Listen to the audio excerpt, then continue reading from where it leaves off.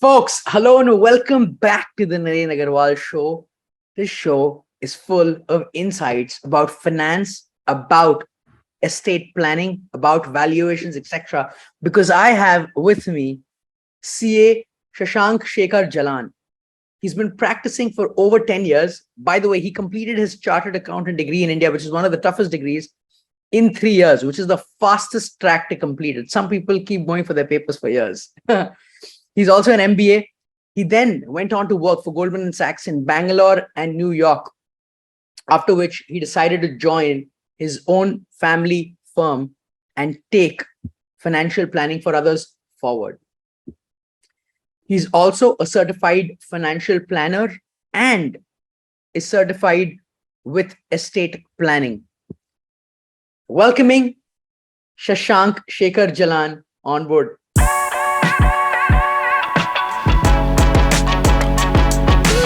Shashank Bhaiya, how are you?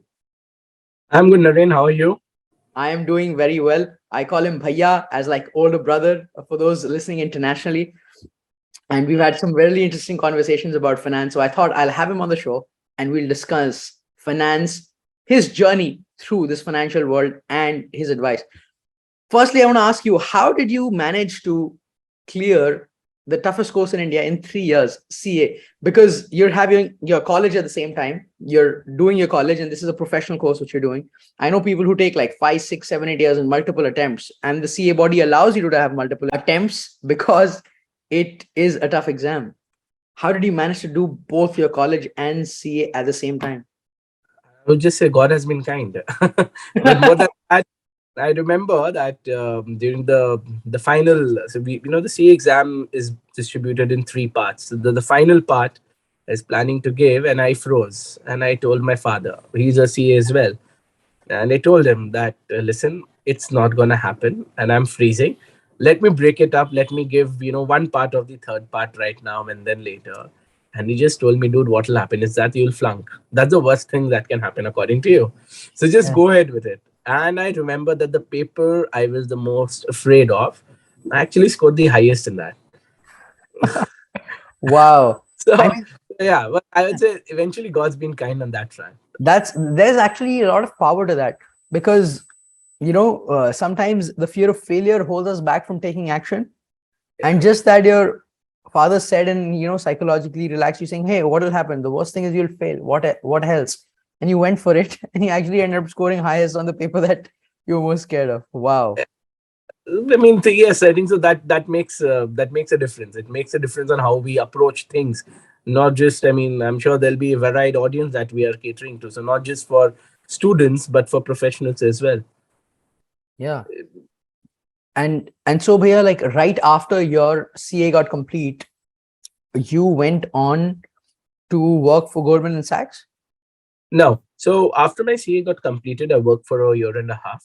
Okay. And then I did my MBA from Indian Okay. Institute of Foreign Trade, New Delhi, IFT, New Delhi. Again, a very different experience, I would say, because had been an out and out boy, brought up, studied, worked in Calcutta, and never left the confines of family. So Correct. those 2 years, especially with 90% of the people from engineering background, those who have done their BTech or BSc in engineering. Correct. So a very different learning experience from them. Peer-to-peer learning is different. Post that, I did my internship with Goldman Sachs, Okay. and then they gave me a pre-placement offer post my internship. So Wow. then I joined Goldman Sachs. I worked with them for nearly a year and a half, and And so had like year and a half, and then because it's rare, like you were in Bangalore, so they transferred you to the New York office. That's really rare. I think they take a long time, and only like the people who they choose best do they transfer to the international headquarters, right? yes. So generally the process is 2.5, 3 years, in the sense, and depending on the performance, a lot of people take 4 years as well. In this case, I was lucky to be working on a deal, and that deal involved me traveling there, and it involved me traveling a lot of places. But the deal was hectic, no doubt, but it was good. Yeah. And as you What say, was the deal? Can we know about the deal and or I don't not think really? so. I Okay. won't say. Some classified high level deal. Okay. Yeah, I mean, that's what been ingrained with us since then. So Correct. not going into the deal, but yeah, so there are a lot of deals that happen, and one such deal was just live. So like you pitch 10 things, and one of it works. So one of it was live, and that deal involved global. So we were working in like 4 different time zones. We were working in Australia time zone. We were working in Asia time zone, Europe, and US. So 4 different time zones. A lot of time scheduling meetings were difficult because you don't know which time zone would be working when. Wow. So finding a common time across all these 4 time zones was a pain. But then it was fun. It was fun. Wow. Learned a lot. Wow. Learned a lot, like crazy lot. Correct. So here's my question. A lot of Indians, they aspire to go work abroad and be there and settle there, and they think life in abroad is very easy. It's like much more peaceful than India, etc. This imagery is there, especially when you're in India. I have had my own experience being there, and it was wonderful. But you have been working in like a Goldman Sachs MNC, like full consulting financial world. So what is your experience of being there? Is life more relaxed when you were working for Goldman Sachs in New York? See, I would say life's never relaxed, be whether you're in India or abroad. Okay. Now, in our case, because there was a lot of live deals, the deal that was happening, so it was hectic. But in general, I've got a lot of my colleagues who have permanently shifted there and all. So there are pros and cons of both, right? I mean, people like it that I'm moving away from India. There's so many good things that is abroad, but then in India, the personal touch, the ease of living that is there. And I will not say in the sense of ease of living in terms of the environment is better or anything. Definitely, the climate and the breathability, everything is better out there. But you have your family, and I'm a family person. So whenever even when I joined the company, I was clear in my mind that sometime later, I will shift to my hometown. I'll shift to my parents, and I'll start something on my own or join what is there or expand on that. Because this benefit of family life is always, for me, it was always better. Maybe for some True. people, they would prefer an independent life, and in that respect, a city like New York or London is amazing. I mean, I still remember and love my New York days. Yeah. I still remember till Friday we used to work hard. Friday night, Saturday, full day we used to party, and then Sunday at times we used to go back to office again. Yeah. Oh, wow. That's Goldman Sachs. Huh? Yeah. Crazy.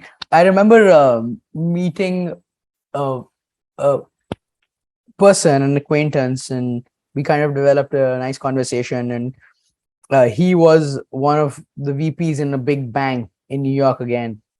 Mhm. And when he told me about his daily schedule in life, I was like, whoa, it sounds very rosy from India, but also you have to really work and you have to really put in 100% throttle. Because he used to live like in the outskirts of New York, being the VP of this bank and this branch. He used to travel like, an hour and a half, 2 hours on the train, reach office at 8 a.m., couldn't leave till 7, 8, come back at 10 or 11, grab your own meal. In India, maybe you have the convenience. If you're living with family, you'll get food, it's Yeah. prepared. And, maybe you have house help if you're, middle income, upper middle income, even lower middle income. But over there, you got to do everything by yourself and Yeah. commute 3 hours. You can't live. It's so expensive in New York. So if you want to save, you'll live out. It was a hectic life. And he said, hardly one day off in a week. And so I think we get this very rosy picture, right, of living abroad and working like as if it's all peaceful. But no, it's really hard work there too. Yeah, it is. I think it's more difficult than staying in India. I mean, out here, I can think of like going to office by around, reaching office by around 10 and then leaving office by around 5 or 6.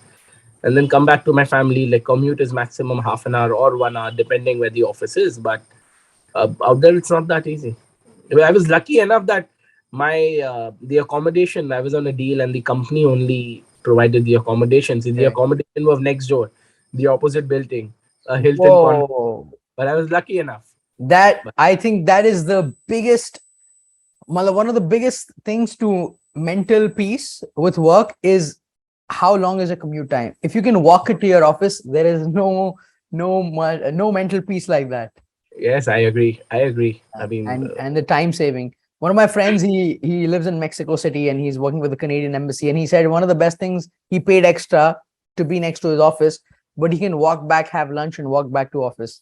And he said, I'm willing to pay the price for it. uh, It gives a lot of mental satisfaction more than correct, anything. correct. Shashank Bhaiya, I know you guys as a company are managing assets of around 800 crores, which is like about $10 million for your clients and their investments. So I want to learn a little more about your investment theory and principle. Like, what do you look at when advising a client, or personally, what is investing according to you? How do you look at placing money in a way that it's secure for the future and it also grows? See, when we talk about investing, be it for myself or for my clients, the first thing that we look at is the risk. I mean, I believe the first thing that one should look at while starting to invest is risk. How much risk is one willing to take, and what is the commensurate return that such risk can result in, and how do we achieve it? I mean, it's a simple three-step process: risk, expected return out of that risk, and then the last step, which actually people start from the last step. How do we achieve it? But I would say that's the last step. Mm, So first, like one of my clients for whom I manage around 100 crore, 100 crore, it's a 100 crore portfolio. So, $1 million, roughly more than $1 million, $1.25 million. And for him, he said that the money safety is of paramount importance. He said, I am not an equity person. He's a senior citizen. He said, I am not an equity person. I don't have dependents. I don't want this money I can't see volatility. correct. So for such kind of person, we look at primarily debt or debt oriented products. I mean, in that case, any kind of volatile products won't happen. Products which give you fixed returns, fixed investments, those are the way one should look at. But then there are people who are willing to take risk, and for them that risk gives them better return. So we categorize it accordingly, and then we move forward, and then we set them a realistic return expectations, and post that we chart out a financial plan for them, that this is our time frame, this is your goal, and this is your risk profile, and this is how we're going to achieve it. Wow. So when you talk about risk, it also seems like a lot of internal thing, right? Risk is also internal. Like, what's your capability and your mindset right now in this phase of life to be able to take a risk? How do you profile? I know there are tests, etc., but in general, what is the thought process behind profiling for risk? Like, how do you know what kind of risk category are you falling into? What are the factors that go into it? See, I'll tell you a trick of the trade that I follow. Okay. There might be a lot of theory, but I feel that finance is as much an art as it is a science. Okay. Hmm.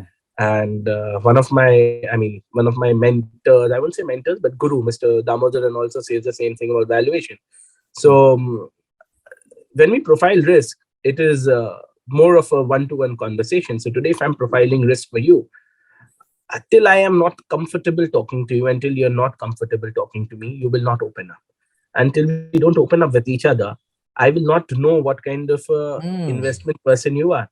आप एक बार एक facade create कर सकते हो. So like maybe in 2021, early 2021, everyone was super bullish. Okay, so even a risk averse person started showing that he is a risk taker because he was made to believe that equities don't have risk. So a lot of risk profiling Correct. happens by one-to-one conversations, by making my clients feel open so that they can talk in detail, talk clearly, and from those behavioral aspects. So maybe I'll just, when I talk, I'll just talk to the client about Yeah.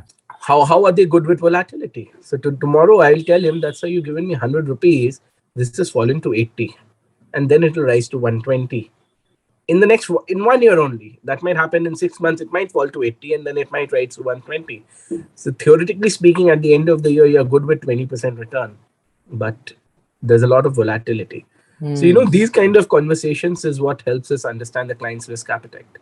Wow. And it reminds me of what Warren Buffett says. He says, like, the stock market, etc., investment is also a very emotional game. Like, Yes.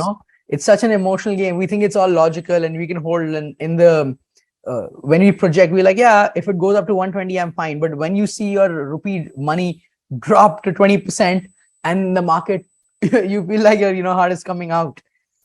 Yes, I agree. I mean, there are some clients of mine who actually, for I would say, they don't intended to follow Mr. Buffet, but they followed it by chance. So like one of our clients we're doing right now, and you will not believe, is that he still got physical shares issued in 1990s by some of the top blue chip companies in India. Now we are trying to regularize it for him, and it happened by chance. Is because he bought it as he was a branch manager of some PSU bank, and he bought it and he kept it in his wardrobe. And now since he's retired and he's cleaning it and it's come out. So Whoa. yeah, so 1990s he's got 5,000 shares of Reliance Industries. Wow. I think so. If you value that today, that will be in crores. I mean, because there's been split, there's been bonuses. I'm sure that 5,000 shares will have grown to around 20,000 or 25,000. I'm just giving you a ballpark figure. Correct. And considering the current value of Reliance, you can imagine. Wow, that's So, crazy. those advice that what Mr. Buffet gives is buy and hold. Is actually good. Is actually good if you're looking at like really long term. I mean, we have Mr. Ramdev Agarwal in India, Motilal Oswal Group, and they've got a very nice catchphrase, and I actually like it. They say it's like buy right and sit tight. Buy right and sit tight. Yes, if you've bought the right thing, you just need to forget about it. This client of mine, I mean, he's an elderly person, so this uncle, I would say, he's 65 right now, and he bought the right things. Mm. But and then he forgot about it, but he actually sat tight on it for nearly years. That's nice. Yeah, sit tight. Forget about it. But yeah, you're sitting tight. That's pretty cool. So, Shashank Bhaiya, the certified financial planning course that got done with FPSB. Yeah, This is an international level kind of certification, right? For right. financial planning. So, what do they essentially enable and empower you with? And what kind of thought process do they make you go through to help others um, be in your hands? So I'll tell you, you read out what I've done in life, right? I mean, on the education front. So all of these are interconnected, and I'll come to Correct. what you asked. I'll come to what you ask eventually. All of these are interconnected. So in India, a chartered accountant is generally associated with audit or accounts or taxation matters. I mean, that is Correct. how a person looks at a chartered accountant, right? But our course is very comprehensive. It involves what all these other sub courses include. Okay, so notwithstanding that they have some value addition as well, they give you global perspective, global laws, and everything. So certified financial planning actually, there are four parts, and apart from investment and risk advisory, they should focus on estate planning. They Mhm. should focus on real estate as an asset class.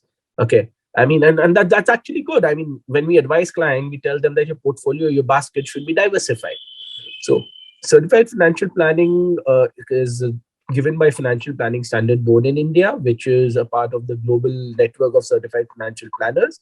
And its primary focus is that how do we as professionals help our clients plan their finances? So a lot of business houses in India, they still have an habit that yeah, business mein rupiya ghus gaya na, business se will take it out. When we want the money will come out from business. But imagine a downturn. Imagine someone requires money during the 2020 COVID crisis. At that time, businesses were at standstill. So taking money out from the business would have become difficult. So this is a part of us making clients realize that you should always have some nest money. Pehle, our earlier our ancestors used to say that you should have some nest money, right? So Correct. you should identify your goals, be it like your child's marriage. You want to spend 20 crores in your child's marriage, great. I mean, maybe you can spend 40. I'm not saying you cannot, but that 10 crores or 20 crores should be earmarked. This is how that in next 2 years my child's wedding is going to be there. that amount should be earmarked 2 years before, because you never know when what requirement comes. Maybe the wedding can happen So early, or maybe true. the business doesn't support you. So true. So, this is part of one of it. And the biggest learning I got from this course was estate planning. So it Wow. shed some lights on estate planning, and thereafter I did a detailed course on estate planning Wow. because I love the subject. I want to get into estate planning right after this last kind of thought I had Mhm. about how, like what you were saying, it encouraged me to think about, your investing and all your finances from a bird's eye point of view. And, most of us, especially entrepreneurs, are actively involved in our business and all our money is in that business. Yes. So we're actually heavily invested in a very specific industry, in a very specific business, right? And that's our business. And maybe we have, I think for most Indians especially, some land and maybe some gold, but then there are so many other things that we have not even been exposed to, and we're not diversified at all, right? Yes. um, Funny thing, one of my friends, they work for an MNC, and they were saying, like, this company is issuing me stock. I'm working there and they're issuing me stock in that company, stock options, etc. I said, great, get those stocks, sell them and put in another stock, because you're too heavily invested in this same company, you're working for them. Your livelihood depends on this same company. At least buy a stock from another company, diversify your portfolio. But then a lot of business houses don't do that. I mean, Correct. it's good to have confidence in your own product. I'm not saying you shouldn't, but then diversity should be there. I mean, there are so many instruments. 5 years hence, the entire basket of investment was very small 5 years earlier. But Hmm. today, it's been expanded. I mean, SEBI is allowing under its jurisdiction lot of different products. I mean, there's apart from the regulars, the mutual fund or the direct equities and the PMS, under the alternate investment funds, there's been happening so much research, so much exposure is being given. I mean, definitely it's for someone who understand these products. I mean, that is why SEBI has made a ticket size of 1 crore rupees to at least put into it. But there's just so much research and so much different kind of products that are coming up, which actually helps HNIs meet their need. Wow. Wow. Shashank Bhaiya, Hmm. what is your opinion on crypto and crypto investing? I'm a very traditionalist investor. Yeah. I'm a very traditionalist investor. So maybe that answers my question on crypto. I don't believe in things which doesn't have a base. Maybe I'm wrong. Maybe 10 years down the Correct. line, or maybe 2 years down the line, the way the investing world is moving, I might be proved wrong. I'm not sure, but that is what my opinion is. Till I Correct. don't find anything logic, and that's one of the reason I maybe am not a very big advocate of startup investing. I'm not a very big advocate. I mean, Correct. startup or maybe those new age companies that are getting listed. My basic thing is, see, you're a businessman yourself, right? And I'm a businessman myself. So, boss, I should know how to earn profit. I should know how to earn profit. I can't just say that this loss is towards customer acquisition and that cannot continue. Yeah, I Correct. was having a couple of weeks back. I was having a word with one of the fund managers of one of the top mutual funds in India. He's among the top five. I'll not name them. I'm among the top five, and Yeah. I questioned them, sir. How could you? And this is just my personal opinion. So you took a position in Paytm. Great, as a fund house, you can. It's your call. I mean, it's the fund manager's call. But I can question you because you're putting my client's money. Correct. How could you invest such a huge position in Paytm?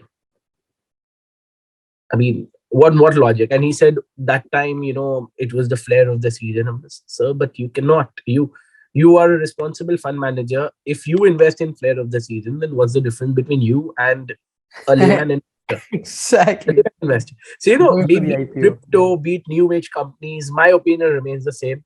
There should be a backing in assets for crypto. I mean, I don't see it's void. I don't see. One statement why one of the richest person in the world shoots it up by 20%. One statement or action by his brings it down by 20%. That's mere speculation. Yeah. New age tech companies, I'm ready to invest in them if they are profitable. So personally, I'm Correct. evaluating one of the peer-to-peer lenders, India based. Okay.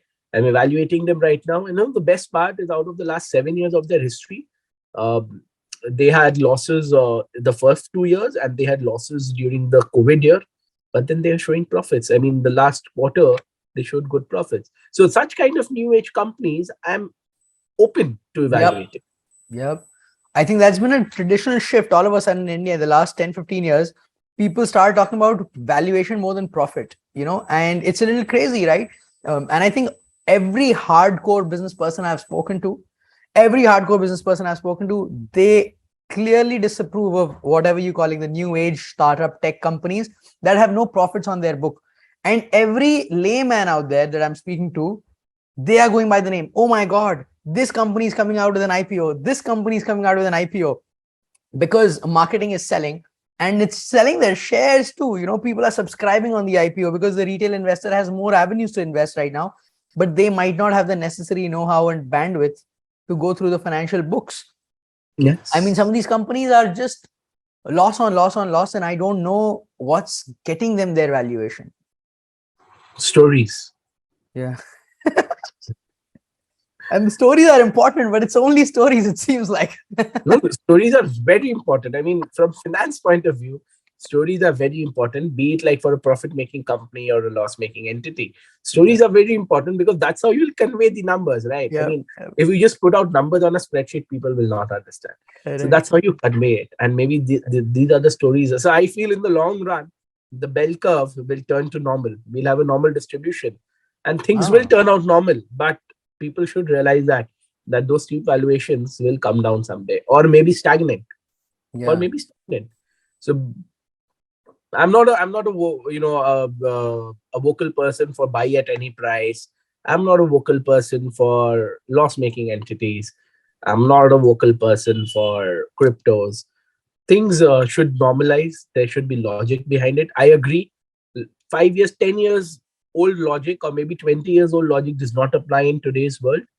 So you can modify those assumptions a bit, but then those assumptions can't be modified that the entire structure gets changed. It should not be. Logic does not prevail. Interesting. Nice. Good, solid conversation about investing in the new startup world.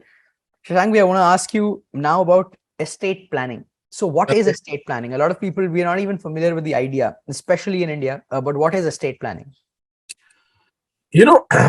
Why are people not aware about estate planning in India? Why? Because there's no estate tax. The day the government brings in an inheritance tax out here. So when my father, he's no more, and he passes on his wealth to XYZ, which includes maybe me, my brother, or other members, whoever he wants to, there's no tax. So if it is going from one descendant to the other, there is no tax. That's simple. But in a lot of developed world, it's there. So US, you have got the 594, 593, you have got 641 for retirement, you've got 594, 93 for estate planning, 601 for retirement, sorry. So that's there, right? And people have to plan for their succession. And that is one of the reasons why estate planning is there. Secondly, in India, traditionally, we have been a very family-oriented society, right? So it's been a joint family. If there is a sudden demise of one of the members of the family, the other members step in to take care of it. But currently now, as things stand, people are moving out for work. The base might be in Calcutta, but the next generation is working in a Mumbai or a Bangalore or anywhere else for work, right? So that entire foundation is changing. There's a tectonic shift happening in the last 10, 15 years that's going on. So that is why we feel that in the future, estate planning makes a lot of sense. And that is why it wasn't there till now. Now, what is estate planning? It's basically planning after one is not there. So tomorrow, if something happens to me and I die intestate mean I did not plan for my, who will get what my assets are. Then that creates a whole lot of confusion, because a Hindu gets it through the Hindu Succession Act. Muslim have their own laws. Okay. Then there's the Indian Civil Code. I mean, unlike a lot of developed countries, I mean, and I'll definitely not wade into controversial topics, but unlike a lot of developed countries, we don't have a single law which governs succession. People have different laws. That's But interesting. So based on your religion, there is a different law applying to you in India on your succession. That's very interesting, actually. it is, and it is interesting, and it is very political. Hmm. So people don't want to trample on religious belief. But if you ask me personally, I mean, it is, if we have a single criminal procedure for everyone, why not single succession laws for everyone? I mean, it affects each and every one of us. It affects each and every one of us. It affects you, me, or the person next door. It affects everyone because it's part of life. Yeah. And it's very important because if you don't plan your succession properly, you will not know which assets of yours goes to which person. Maybe you want your assets to go for charity, and if you're not doing that, that's not going to happen. Maybe you'd want your assets to go to person X, and that's not going to happen. One of the things that we realize over the course of practice is your mobile number is one of the biggest assets today. Did you realize it? We advise clients to, Whoa. in their will, just think about it. That's crazy. Think about it. Your mobile number is your biggest asset. You have all your OTPs coming there. All your contacts, maybe business calls, like, customers are giving you calls on your mobile number. Everything happens on the phone. Everything. Your investment OTPs, your withdrawal OTPs, your bank OTPs, everything come to your phone. And tomorrow, if you plan all your finances properly, but you don't plan to give away your phone number to a responsible person.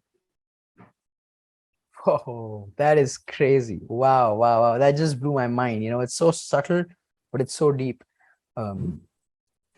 Wow. I need to write that down right now. 1 second. Do it, definitely. I mean, there are Wow. various nitty-gritties. I've got a small son of 4.5 years age. Okay. Now I stay with my family. I stay in a joint family. I've got my parents. I've got my younger brother. So tomorrow, if something happens to, say, me and my wife both together, I mean, life is unpredictable, right? If something happens to both of us together, going by the traditional system, I'm sure my parents will take care of them, or my younger brother will, or my sister-in-law will, or someone or the other will take care of him, right? Simple. But think about a scenario where people don't live in a joint family, or they don't have a parent to look after later on. The parents are also very old, right? And if something happens to the couple, what about the child? The child is still a minor. People don't plan it, but then there should be a process. There is actually, not should be, there is a process where people can give a preemptive custody to the child, of their child, to someone whom they trust. We've seen it in movies. You're my godfather. You're Correct. my child's godfather. Correct. It's the same thing. I mean, I tell it to all my young clients that you should definitely do it. You should have a preemptive custody made, and it's simple. You can just take out a paper, right? That if XYZ things happens to both of us, we would want our child to be raised by Mr. or Mrs. X. Wow. And both the couple sign it. It's so simple. You want a Wow. format, I can give a format to anyone, but it's very simple. And it's so important. From a married couple, young married couple, somewhere in my age bracket, I'm 33, somewhere in their 30s to 40s, it's so important. Especially those who are working outside their hometown. True. True. Wow, this is so important. Estate planning. So, estate planning, there's no tax on in India, and we don't even have awareness. I'm seeing that a lot of fights are happening between, let's say, two brothers nowadays. And a mentor of mine, he was the co-founder of one of the largest retail clothing brands in Eastern India. And he said, the mistake is that the previous generation, they did not plan succession properly. And that's causing a lot of these fights between, the current generation brothers when the father passes away, or, even between siblings like sisters and brothers and sisters, who will get what. That whole fight starts because it's not been clarified since the beginning. And what you're saying is exactly pointing to that. You're right, 100%. I mean, there is some awareness among some of the business families now, but still, I mean, very frankly, our firm, we help settle family disputes as well between clients. Yeah. So a lot of times people are not able to mediated between Yep. themselves. They require Yep. a third person. Best example is between the Ambani brothers. So they Correct. require the help of their mother, a Correct. senior citizen at that time, to help sort out the problems that they were suffering from, right? Correct. So the one of the things that we also do is family settling family disputes, and that is primarily because the people have been grown in the joint family business culture. The joint family culture is still there. So jaise jaise hota gaya, the way people started expanding, they did. And it's okay. I mean, you definitely should. You should not hold your growth back because of it. But somewhere down the line, you should take a pause. Businessmen, I believe, should take a pause at around the age of 50. Sit with their brothers or co-partners and decide, that we should create a structure so that if there is dispute, and I'm not saying there should be a dispute. I know a lot of business families who have no problem with the joint way of running the businesses. Correct. If there is a dispute, it's a clear way out. I mean, there is Yes. no harm to the business or the individual. Yep. Yep. Exactly. A lot of time these nice businesses go for a toss just because of individual conflict. And I think the root cause of that conflict is, since there is no clear path since the beginning, like you said, there's no easy way out. That causes conflict, because then you're trying to grab more than the other, or all the conflicts are happening. But if there's a clear path set, maybe that causes more mental peace and better, focus towards business and a peaceful relationship. Right. Yeah. Wow. So Shashank Bhaiya, what are like, these are some small tips that you mentioned about estate planning. So Mhm. what is an approach that someone should take? So in their 50s, they should pause. And what are some things they could do to kind of create an estate plan? I'd say go to a professional, Yeah. Yeah. because these are small snippets and there are a lot of technicalities involved. And so if one wants to take a pause and think about it, the first thing that person should think is, do I require estate planning? Answer is 100% yes, but Yep. let the person realize on their own. Thereafter, they should just jot down on a piece of paper what are the assets they have, broadly, what are Correct. the liabilities they have, if any, and who should be the beneficiaries of these. Nice. And simple, take the structure, go to any professional. There are a lot of professionals out here. Go to any professionals and maybe start from as basic as starting to draft a will. Yep. I mean, majority of the people don't draft a will. And so Start if you as drafting a will. And so if you don't draft a will and create an estate plan, then what happens is you automatically fall into the law of your religion in some sense in India, right? Right, And right. so what are some differences in like the Hindu law and the Muslim law and the Christian law? What are some differences they have in terms of estate planning, or a succession, how it will happen? So between like Hindu and Muslim law, I'll give you one example. The Hindu law states that, suppose if the eldest male member dies without will, so it gets his assets and liabilities gets distributed between the mother, I mean the wife, and the children equally. Simple. I mean, but if they are not there, then there are there are more processes. So Correct. there are a lot of processes involved. But I'm just saying, in a normal scenario, it gets distributed between the wife and the children. If wife is not there, it gets distributed among the children. Okay. Uh, in the Muslim law, for example, the wife can get some share, but that is the wife will get one share, but that is restricted. Like here, you get equally. So if there's just one child and the wife, they both get 50-50. As per the Muslim personal law, that is not the case. Then there is some portion that they also have to give to the society. These are differences. And maybe if you don't want to do that, maybe, I mean, as an individual, say if I'm a Muslim and I don't want to do it, if I'm Hindu, I want everything to go to my wife. I don't want anything to be given to my children. If I Yep. don't draft the will, if I don't do proper estate planning, this is not going to happen. That's very interesting. That's an eye opener for a lot of people hearing. And one big thing takeaway is like, jot down your assets, create kind of a list, and start working on your will with a professional, because there's so many nuances in the laws, etc. it's probably best to go to a profession and get a help. Yes. Shashank Bhaiya, now I want to talk about valuations. Since we talked about investing, since we talked about real estate planning, you called Ashwath Damodaran, Mr. Ashwath Damodaran, your guru. And I'm a big fan of his because one big lesson that I got from him when I was listening to a lecture of his, he said a lot of mistakes are made by companies who don't act their age. A company has its age, and some old companies try to act like young, and it won't work. All companies have their age, so act your age is the secret to success in business. And I thought that was a crazy insight that I've never heard before. And of course, he is the guru of valuations. Like, he taught the world how to value things much better and how to value companies in the modern era. So what are your learnings from him? And you've also done certifications on valuations conducted by him. So what is valuation? What is that game? A lot of people take valuation just as a numbers game.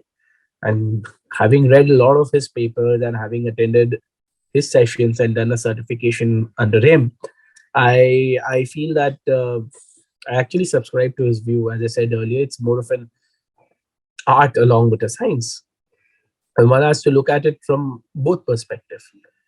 You have to look at valuation from not just the numbers that is presented, but also from the story that is built around it.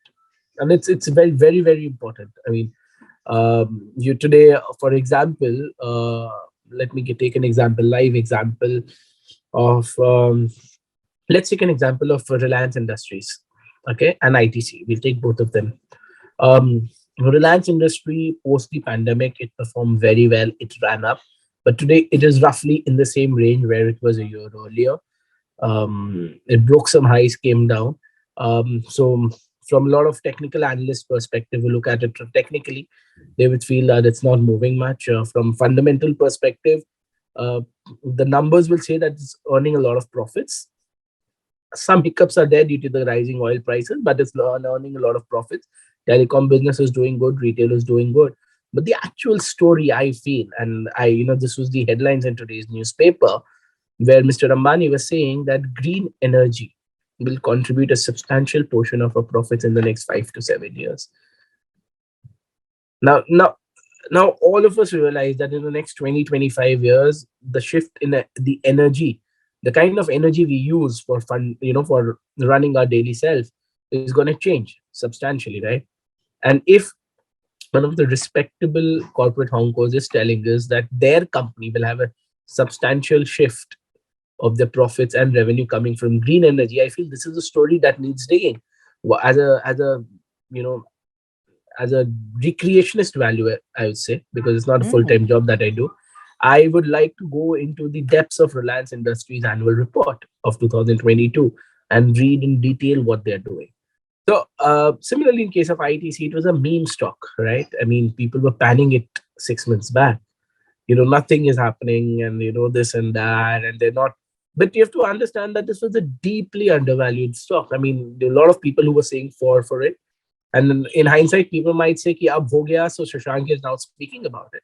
But I had it. I had it for a long time. I had it before the pandemic. I still have the stock in my portfolio. Do you think it's still undervalued, by the way? I still think that people should look at ITC as an investment. I mean, it's picked up in valuation. It's grown by nearly 40%, 30-40% from the low that it was near. From 200, it's gone to 300 roughly. But I think people should still look at it because you look at the different segments they are apart from tobacco. See, tobacco is, we used to learn in economics about elasticity, right? So nothing's going to change. Inelastic. Yeah, it's inelastic. Nothing's going to change. People who smoke today, the government increases the tax on tobacco like 5-fold, people will still smoke. Correct. So apart from that business, when you look at other businesses of ITC, when I study a business, I look at it from a day-to-day perspective, especially consumer-oriented brand. Am I using it? Am I using it? Are the people around me using it? Is there significant traction in people's mind? That is happening. The stock is definitely a hold. Correct. Yeah, you see it all around you and people are using it, you're using it, and yeah. Love it. Love it. Shashank Bhaiya, thank you so much for sharing all your insights from your personal journey from working in India, the US, about financial planning, about estate planning, and valuations. Anything lastly you would like to say about valuations that you keep in mind when you approach your day-to-day work? I just look at valuation from a perspective whether it's going to add value to me or not. So when you're valuing things, just look at it from a perspective whether it's going to add value to you financially. If you're looking at investment perspective, I do it professionally at times, whether it's going to add value to me on a professional basis, or if someone wants to do it for passion, whether it's going to add value to your inner passion. Yeah. Valuation, but just look at it, and I feel if you don't look at it from this perspective, you will never arrive at a right value. Love it. Shashank Bhaiya, thank you so much for being on the show and sharing all your insights Thanks, Naren. wisdom with us. It was awesome to have you. If someone wants to reach out to you, what's the best way to reach out to you or your team? My mail. I'm not a big social media person. I'm sorry for that. I'm on LinkedIn. People can definitely search me there. But my email, Shashank. What's your email? shashankjalan@gmail.com. So it's SHASANKJALAN@gmail.com. We'll put the descriptions. Much love. Thank you for being on the show. Thanks for having me. See you soon. See you soon. Bye.